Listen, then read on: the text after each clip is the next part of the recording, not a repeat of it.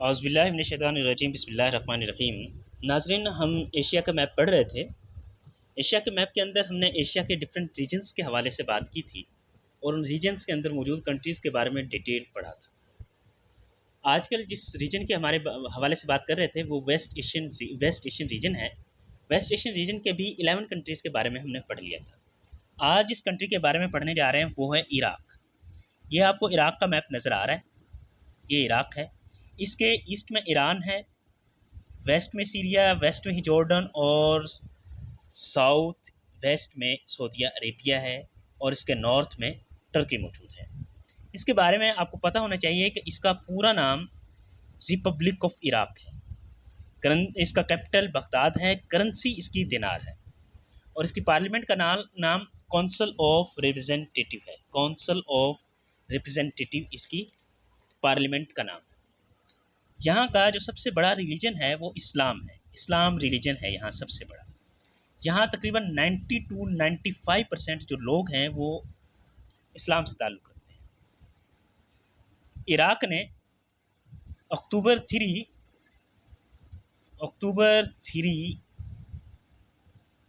1935 को यूके से इंडिपेंडेंस हासिल की थी, यूके से।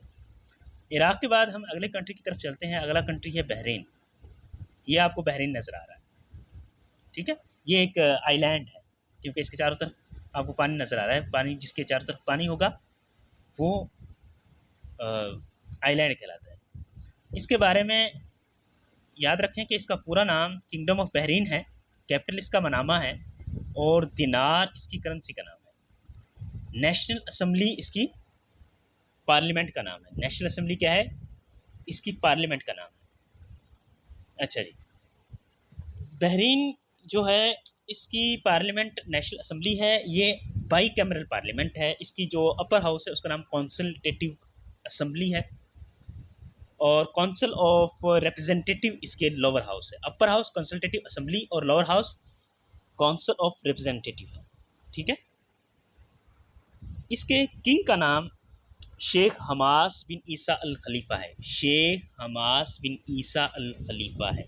यहाँ पर भी जो मेजर रिलीजन है वो इस्लाम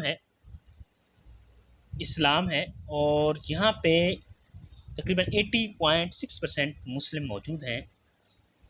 इनमें से 52.4% सुन्नी इस्लाम को फॉलो करते हैं और 28.2% शिया इस्लाम को फॉलो करते हैं। ये बहरीन के बारे में था। बहरीन के बाद आगे चलते हैं। अगला कंट्री जो है वो है कतर। ये आपको कतर नज़र आ रहा है, सऊदी अरेबिया के साथ, अरेबियन पेनिनसुला के साथ। ये भी एक गल्फ़ कंट्री है। जो कतर है ना, इसका पूरा नाम है स्टेट ऑफ कतर। कैपिटल इसका दोहा है, कतरी रियाल इसकी करेंसी है। इसकी न्यूज़ एजेंसी का नाम QNA है। फेमस पोर्ट इसकी दोहा है। इसमें जो सबसे बड़ा एथनिक ग्रुप है वो अरब्स इसके अंदर मौजूद हैं। 40% तकरीबन अरब्स मौजूद हैं यहाँ पे, और यहाँ का रिलीजन भी इस्लाम है। यहाँ का दूसरा बड़ा रिलीजन हिंदू मत है। अच्छा, यहाँ पे तकरीबन 65.5% मुस्लिम मौजूद हैं और 15.1% यहाँ पे हिंदू मौजूद हैं। अच्छा जी, कतर के बारे में आपको पता होना चाहिए कि यहाँ पे डेथ रेट है ना जो, वो लोएस्ट है, सबसे कम है। जब ये बना था, जब ऑटोमन एम्पायर का कोलैप्स हुआ था, ऑटोमन एम्पायर टूटी थी, तो उसके नतीजे में कतर बना था। कतर के बारे में पढ़ लिया। इसके बाद आगे देखते हैं। अगला कंट्री है UAE। ये UAE है,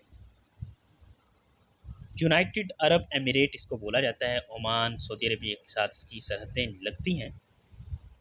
UAE के बारे में आपको पता होना चाहिए कि इसका पूरा नाम यूनाइटेड अरब एमिरेट है और अबू धाबी इसका कैपिटल है।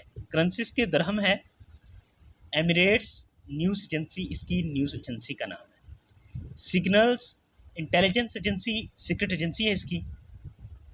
पार्लियामेंट का नाम फेडरल नेशनल काउंसिल है और दुबई इंटरनेशनल एयरपोर्ट इसका फेमस इंटरनेशनल एयरपोर्ट है। इसके बारे में आपको पता होना चाहिए कि दुबई जो है ना, इसकी 7 स्टेट्स हैं। ये UAE जो है इसकी 7 स्टेट्स हैं, दुबई इसकी एक स्टेट है। इन 7 स्टेट्स के नाम ये हैं। पहला है दुबई, दूसरा अबू धाबी,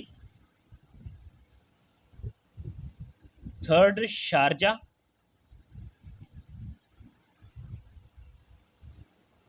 फोर्थ है अजमान, अजमान। इसके बाद फिफ्थ है फुजैरा, FUJAIRAH, फुजैरा। सेवन्थ है रासुल खैमा, रासुल खैमा। ठीक है, ये यूएई की स्टेट्स हैं, इनका आपको पता होना चाहिए। जो यूएई है, इसका जो प्रेसिडेंट है उसका नाम मोहम्मद बिन जैद अल नहान, मोहम्मद बिन जैद अल नहान।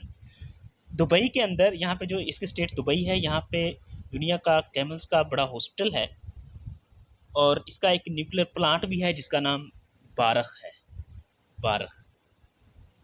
ठीक है,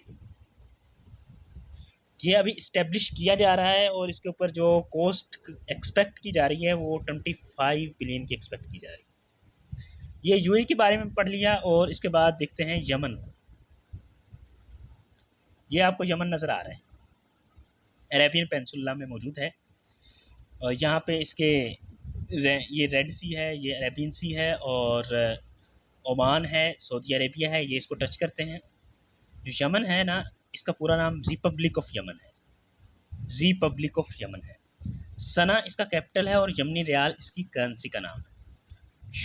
और इसकी जो पार्लियामेंट है, पार्लियामेंट ही है और उसके दो हाउसेस हैं, Shura of council and house of representative. ये जो है अपर हाउस है शूरा ऑफ काउंसिल और HOR जो है इसका लोअर हाउस है।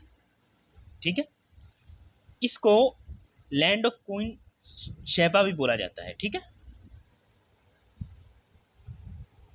अब यमन जो है, यमन में ईरान और जब सऊदीया की प्रॉक्सी वार्स चल रही थी तो यहाँ पे हौसी बागी मौजूद थे जिनको ईरान सपोर्ट करता था और वो सऊदी अरेबिया पे अटैक करते थे और सऊदी अरेबिया का यहाँ पे बहुत ज़्यादा इन्फ्लुएंस है और यहाँ पर जो लोग थे वो बहुत वो सिविल वार का शिकार रहते थे। और सऊदी अरेबिया की जो ऑयल की रिफाइनरीज हैं उन पे भी अटैक होता रहा था, अरामको पे भी अटैक हुआ था जो सबसे बड़ी ऑयल की इंडस्ट्री है, रिफाइनरी है सऊदी अरेबिया की। अच्छा, यमन के बाद, यमन के बारे में इतना बहुत है और यमन के बाद आगे चलते हैं। अगला कंट्री है ओमान।